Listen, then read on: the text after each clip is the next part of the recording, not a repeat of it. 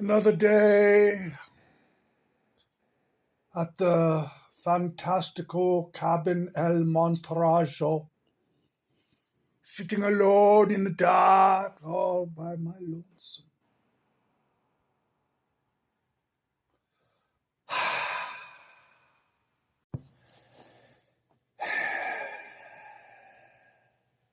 I feel like such a fun guy.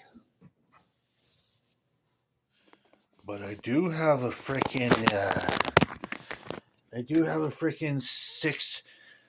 6-kilogram turkey in the oven that's been in here for 5 freaking hours. Hello. Ooh, so sexy. Hello.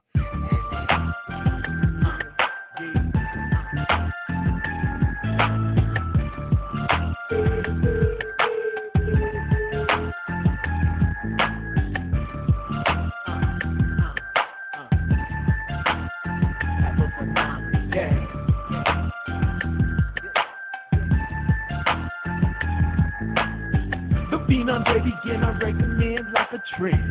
For his thank you, forgive me, Father, of my sins.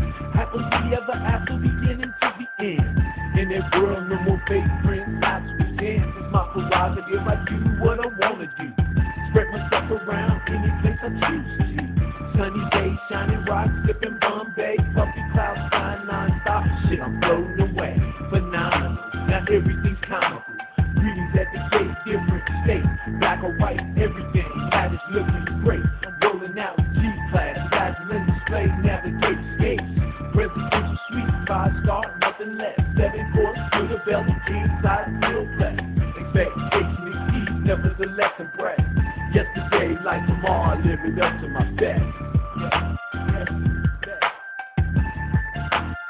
Have a phenomenal day. Have a phenomenal day. Have a phenomenal day. I party every day. Sexy.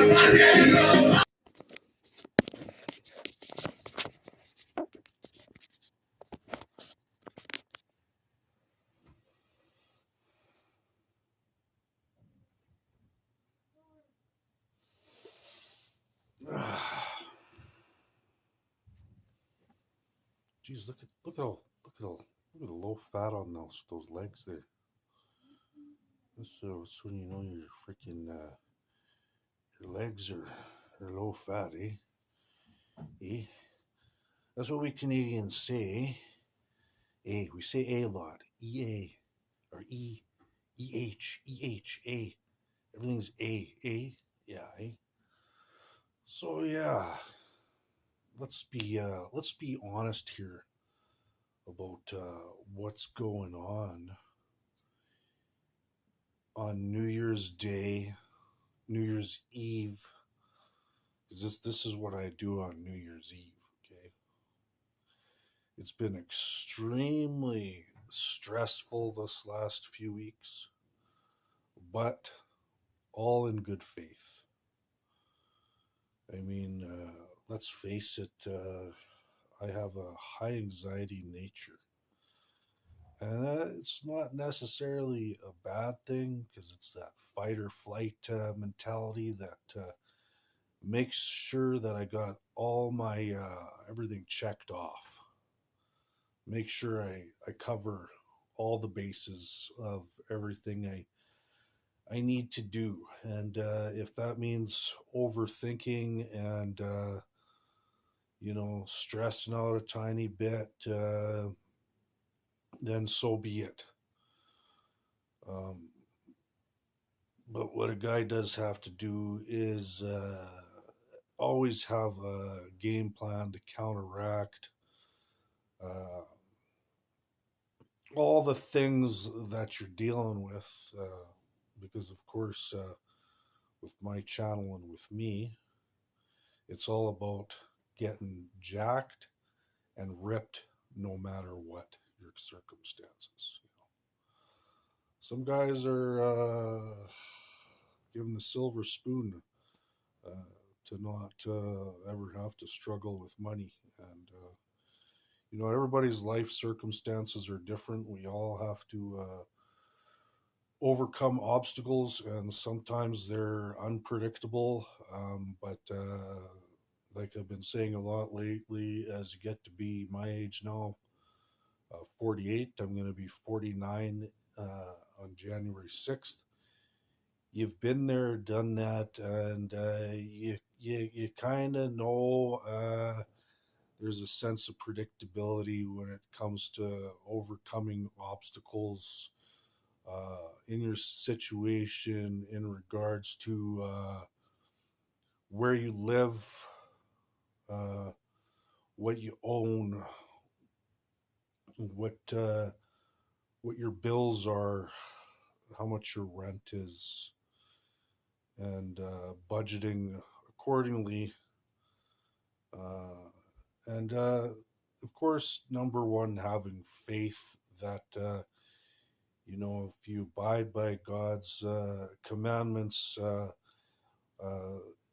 what you ask of Him will be given to you. And I always say, people like me, maybe like you, uh, we really we really don't ask for a lot. I mean, I'm not a money chaser. I'm not a fame chaser. I'm not a egotistical, prideful maniac. I'm happy a lot of the times with being alive, because I have experienced a few near death experiences. I've survived a couple suicide attempts, and you know what? I got to say, over the last 5 years since COVID, my wisdom in the Holy Scripture has increased. My faith has increased, and like I said, with being at 47, I mean 40. I'm losing track of time.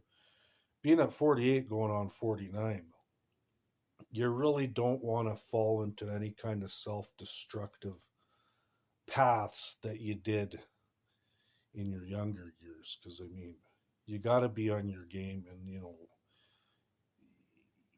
no one's going to take care of me. No one's going to take care of you. So you got to try to have that edge with nutrition, with rest, with training. Now, that being said, survival mode. Let's be serious here. Let's be real. Okay, I've been doing steroids since I was flipping 17 years old. And back then it was with early mid 90s, 1995. Um, Juice was really expensive.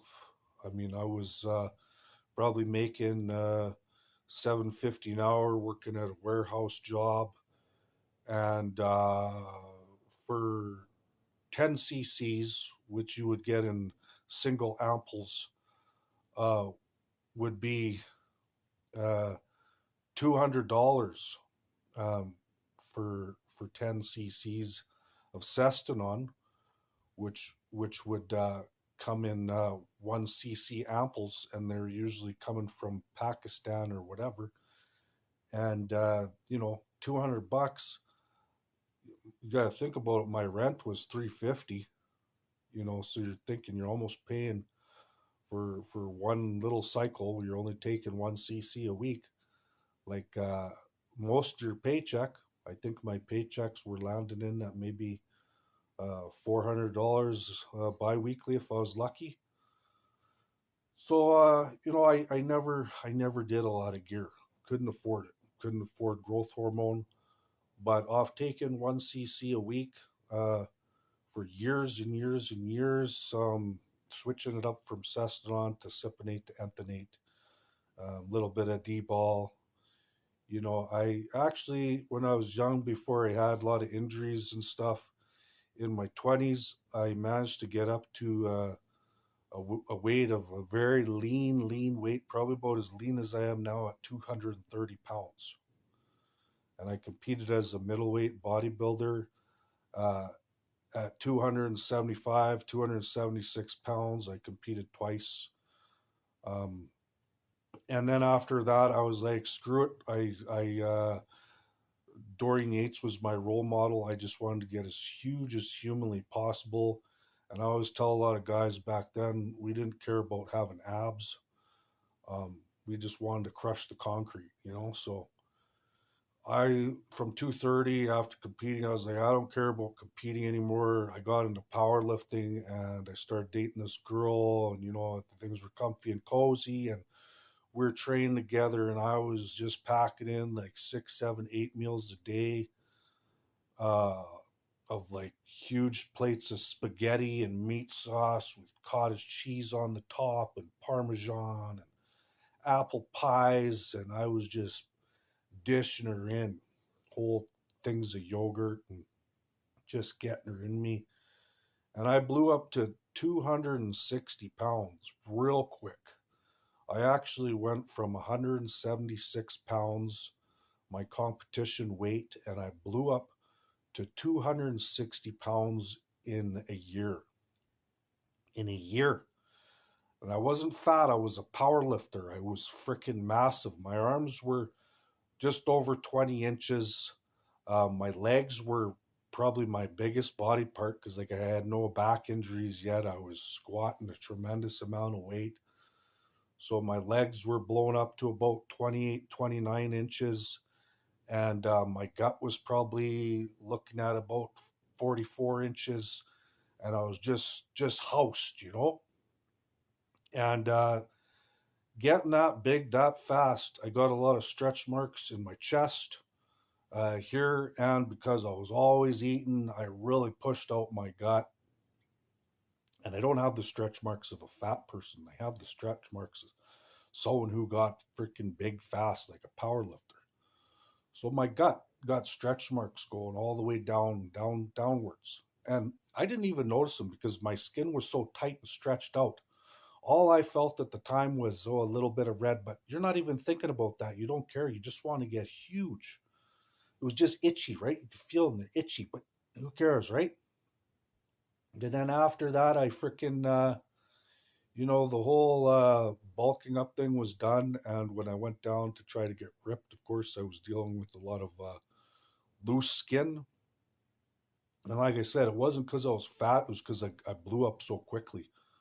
I went from 176 to 260 pounds in a year. So I never wanted to compete again after that, because when you're on stage and you got loose skin in your gut, it's draws the judge's attention to there right away, and you feel insecure about it, and whatever. I just didn't care. I didn't really care about competing anyway.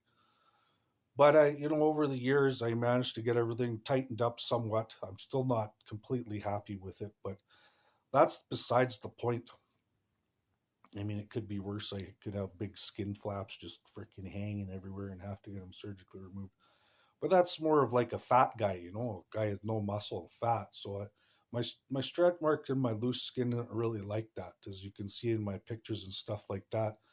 I managed to pull it together and get it pretty tight again after years and years and years of doing different things with my skin, taking biotin and things that increase skin elasticity and stuff like that. And anyway, so what I'm getting into here is I never took a lot of gear ever, up until I finally started pulling my act together, so to speak, and basically maturing, not being self-destructive. And it was basically my comeback, because I was like, hey, I'm getting freaking older here, no more screwing around. And that would have been probably about um, 8 years ago, when I really fell off. I got really sick from anxiety and stress, and I really had to fight for my life. I was right down to 150 pounds, coming off antidepressants and anxiety, and after that, it took a while. I had to go through a lot of stuff, but probably about 8 years ago, I really zoned in, and I had to pull myself up. from being 150 pounds up to where I am today, at a pretty lean 200 pounds. Keep in mind that's on a ecto meso frame, and I do carry quite a lot of bit of muscle on my frame, and I'm by no means considered small. Uh, Being lean at 200 pounds is respectable, and I would love to get bigger at this point, more muscular, pull her in really hard and solid at around 215, 220. And so I have a game plan for that, and that's what I've been edging towards throughout this story here. As I started making more money in this last 6 years, spending my money wiser, or more or less not spending my money because I became a minimalist. I just quit buying things and junk and clothes and jewelry and shit that I didn't need. I was like, okay, I want to get freaking jacked. I'm pushing 43, 44 years old. And, I know a lot of bodybuilders, you can keep getting real huge and jacked up until you're, in your late 50s. So I thought I'm going to really buckle down and really do this, stay away from the evil women, and, stay away from going to any parties, or, getting into circumstances that are going to cause me a lot of stress. And, I started spending more money on gear. So, nowadays, the last, 5 years or so, I've been doing anywhere from, you know, uh, 3 or 4 cc's a week of test 400.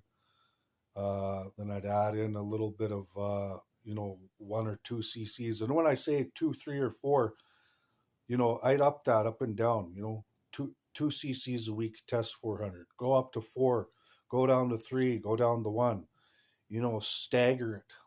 And I play with stuff, add in trend, lower my test 400, bump up the trend to like 400 milligrams a week, up to 600 milligrams a week, add in some Deca here and there, and add in some D-ball, different things. Then go down, what a lot of bodybuilders call the cruise and blast, cruise and blast, cruise and blast. And, but never went really low to like a testosterone replacement low, like never went so low to just 1 cc a week. I never went that low. And throughout it all, about a year and a half ago, I did manage to do my very first cycle of GH. I could never afford GH before. It was like way too expensive, $1,000 a month. And now it is very cheap and still expensive for me, but it's a lot cheaper. But I managed to stay on that for about 6 months, and I was taking from 3 to 5 IUs a day, and I would love to go on it again because I felt great. All my little aches and pains healed up. My muscle bellies increased in size. My red blood cell count went up, and my muscle bellies increased in size. The cells increased in size, and my bones grew a little bit. Ironically enough, oddly enough, my feet grew. My feet grew from a 9.5. Now they're almost 11, and that's a whole other story that I'm going to get into on another video, perhaps. But I'd like to do more, but at this time, my game plan is not that. Uh, what I've been taking recently is test 400 up to 3 cc's a week. EQ up to 200 to 400 milligrams a week with it, with the test 400, and trend. And so you don't want to stay on trend very long because it causes you a lot of anxiety. And so I'm done the trend now. I got a bottle of test 400, and I got a bottle of EQ. So what I'm going to do now is I'm just going to add to it. And I'm going to add to it something that a lot of bodybuilders use for getting past a plateau, which I'm at. I've been out for a while now, and I'm sick of being the same size. I think I'm even getting a little smaller because of stress. But I'm going to add in some D-ball, and I'm going to stay on D-ball for about 3 months. And D-ball, it's the best steroid you can get for increasing nitrogen retention and glucose retention in your muscles, and keeping your muscles anabolic. So you fill out lots, you're stronger, you're bigger, and you can expect to put on like 20 pounds in a few weeks. So that's what I'm going to do starting tomorrow for the new year. And so my next videos after that, you're going to see me blow right the flip up. I'm going to blow right the flip up. I'm going to start adding in red meat. I'm going to start adding in pasta. I'm going to start adding in yogurt, cottage cheese. And I'm just going to get flipping housed. I'm just going to get flipping housed. And I'm thinking that extra added muscle put on really quick, my body's going to be like, it's just going to burn fat. I'm going to get bigger and I'm going to get leaner. So you'll see that all. You'll see that all coming up here. So just an honest video. I know a lot of guys aren't very honest. They tiptoe around the tulips and just like to make you think that there's some sort of a fantasy that they just, you know, they just, always making you wonder how they got so big. Well, for me, I'm straightforward. I tell you the straight up truth, and I'm not trying to sugarcoat anything. Because let's face it, it flipping sucks. Every freaking day sucks. Every week sucks. Every month sucks. Every flipping year sucks. It all flipping sucks. Okay. I'm not trying to sugarcoat anything, man. I mean, it just all sucks. The best time I probably have is when I'm in the middle of a frickin' set on like my fourth rep, and the reason I feel so good is because I'm numbed right the flip out. You go off into another world, and that's what I love about training bodybuilding is you just zone right in and you're gone. You are gone. The way I train anyway, I'm gone. So yeah, let's see what goes on after the next few days here, and I'll keep you updated. Thanks for watching. Take care. God bless.